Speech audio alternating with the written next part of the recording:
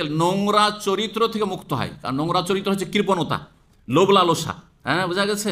তো যখন দান খেরাত করবেন, জাকাত দেবেন, তখন লোভ লালসা কমে আসবে দুনিয়ার ওপর। আর তারপরে আপনার অন্তর উদার হবে, অন্তর পবিত্র হবে। জি, আল্লাহ বলছেন সূরা তাওরাত 103, খুয মিন আমওয়ালিহিম সাদাকাতান তুতাহহিরুহুম ওয়া তুযাক্কিহিম বিহা। তাদের ধন সম্পদ থেকে তুমি জাকাত গ্রহণ করো এবং তাদেরকে পবিত্র করো, তাদের আত্মার পরিশুদ্ধ করো। তাজকিয়া, তাদের তাজকিয়া নফস, আত্মার পরিশুদ্ধির জন্য জাকাতের অত্যন্ত গুরুত্বপূর্ণ ভূমিকা রয়েছে। 5 নম্বর উপকারিতা জাকাতের, নামাউল মাল ওয়া বারাকাতুহু ওয়া হিফযুহু ওয়াস সালামাতু মিন শাররিহি। বলছেন যে ধন সম্পদ বৃদ্ধি করা এবং বরকত হাসিল করা, হেফাজত করা, সুরক্ষিত করা। আপনি যদি প্রোডাকশন করতে চান, যেমন চোর ডাকাত ছিনতাইকারী থেকে ধন সম্পদের হেফাজতের জন্য আপনি হয় জমি কিনে রেখে দিচ্ছেন, আর না হলে একটা বাড়ি বানিয়ে নিলেন যে ভাড়া দেবো, টাকা পয়সা এত জমা রাখা যাবে না, আর না হলে ব্যাংকে জমা করে দিলেন। করছেন না, করছেন না? কত হেফাজতে রাখছেন। ওয়াসসালামাতু মিন শাররিহি, আর ধন সম্পদের যে অনিষ্ট তার থেকে রক্ষা। ধন সম্পদ মানুষকে কি করে? অধিকাংশ লোককে খারাপ করে দেয়। এই ধন সম্পদের অনিষ্ট খারাপই থেকে যদি বাঁচতে হয়, তাহলে জাকাত দিতে হবে। যে ব্যক্তি জাকাত দিবে, তার ধন সম্পদ তাকে মদখোর আর লুচ্চা আর চরিত্রহীন আর পাপে ডুবিয়ে দেবে না, রক্ষা করবে। নিজেও সহি সালামত থাকবে এবং তার ধন সম্পদও সহি সালামত থাকবে। জি, নবী সাল্লাল্লাহু আলাইহি ওয়াসাল্লাম হাদিস সহিহ মুসলিম, মা নাকাসা মালুন মিন সাদাকা, জাকাত দিলে, সাদকা করলে কারো ধন সম্পদ কমে যায় না। বাহ্যিক মনে হচ্ছে হ্যাঁ অঙ্কে কমলো, কিন্তু আসলে কমে না। হ্যাঁ, বাড়িয়ে দেন আল্লাহ রাব্বুল বহু গুণে, দুনিয়া আখিরাতে সব জায়গায়। 6 নম্বর উপকারিতা, আল মুতাসাদ্দিক ফি যিল্লি সাদাকাতি ইয়াউমাল কিয়ামা। যেই ব্যক্তি সাদকা দেবে, জাকাত দেবে, সেই ব্যক্তি তার জাকাত আর সাদকার ছায়ায় হাসর মাঠে অবস্থান করবে। নবী সাল্লাল্লাহু আলাইহি ওয়াসাল্লামের হাদিস, সহিহ বুখারী মুসলিমের হাদিস, সাবআতুন ইউযিল্লুহুমুল্লাহ, 7 প্রকারের মানুষকে আল্লাহ ছায়া দেবেন। স্পেশাল অন্য হাদিস রয়েছে জিল্লা আরশি, আরশের ছায়া। তো তার একটি হচ্ছে রাজুলুন তাসাদ্দাকা বিসাদাকাতিন, যে দান করলো, সেটা নফল সাদাকা হইতে পারে আর জাকাত হইতে পারে। ফাআখফাহা, আর যদি গোপনীয়তা রক্ষা করা ভালো হয় তো গোপন করলো। কখন গোপনীয়তা ভালো আর কখন প্রকাশ্যে ভালো, এর আগে আলোচনা করেছি।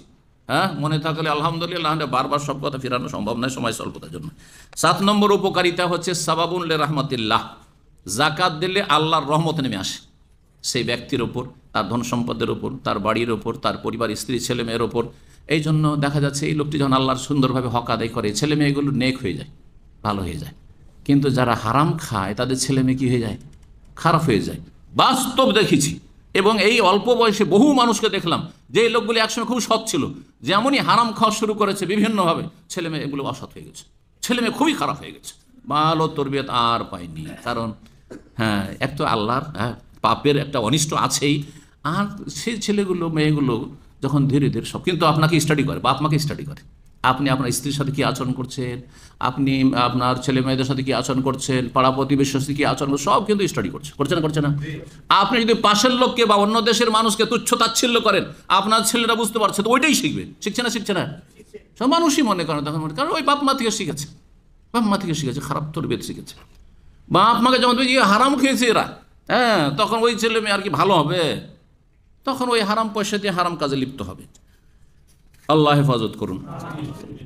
সর্বশেষ 4 নম্বর পয়েন্ট, এটা দিয়ে আজকের আলোচনা শেষ করব, সেটা হচ্ছে বিবিধ মাসাইল, জাকাত সংক্রান্ত কিছু মাসাইল। 1 নম্বর হচ্ছে ইয়াসিহু দাফুজ জাকাত লি আহাদিল আসনাফিস সামানিয়া। এই যে 8 শ্রেণীর মানুষের কথা বললাম, তাদেরকে জাকাত দিতে হবে। তো এই ক্ষেত্রে অনেকে ভুল বুঝে, যার ফলে বলে যে 8 ভাগে ভাগ করতে হবে। তার মানে আপনার যদি ধরেন 1 লাখ টাকা হয় বা 80,000, ধরেন 80,000 টাকা জাকাত বেরোলে, তাহলে কি করতে হবে? 10,000 ফকির, 10,000 মিসকিন, 10,000 নিউ মুসলিম। এটা না, মোটেই নয়। এই ব্যাখ্যা যারা করেছে একেবারে ভুল, না, মোটেই না। দেখতে হবে কার কতটা প্রয়োজন। হতে পারে যে শুধু 1 শ্রেণীর লোক পাচ্ছি, দ্বিতীয় শ্রেণী আর 7টা পেলামই না, তাহলে 1 শ্রেণীর লোককেই পুরোটাই দিয়ে দিলেন আপনি। শুধু ফকির আছে, শুধু মিসকিন আছে, ফকির নেই, আর নিউ মুসলিমও নেই, আর অন্যগুলো নেই, ফিসাবিলিল্লাহও নেই, কোনো কিছু নেই, অভাব নেই, সব ধনী হয়ে গেছে এলাকার, শুধু ফিসাবিল্লাহ রাস্তা, দাওয়াতের রাস্তা খোলা আছে, অথবা জাহাদের রাস্তা খোলা আছে। বোঝা গেছে? জি হ্যাঁ, 1 শ্রেণীর মানুষকেও দিতে পারে। তাই বলছেন যে ইয়াসিহু দাফুজ জাকাত লি আহাদিল আসনাফিস সামানিয়া, 8 শ্রেণীর কোনো একটিতে জাকাত দেওয়া জায়েজ।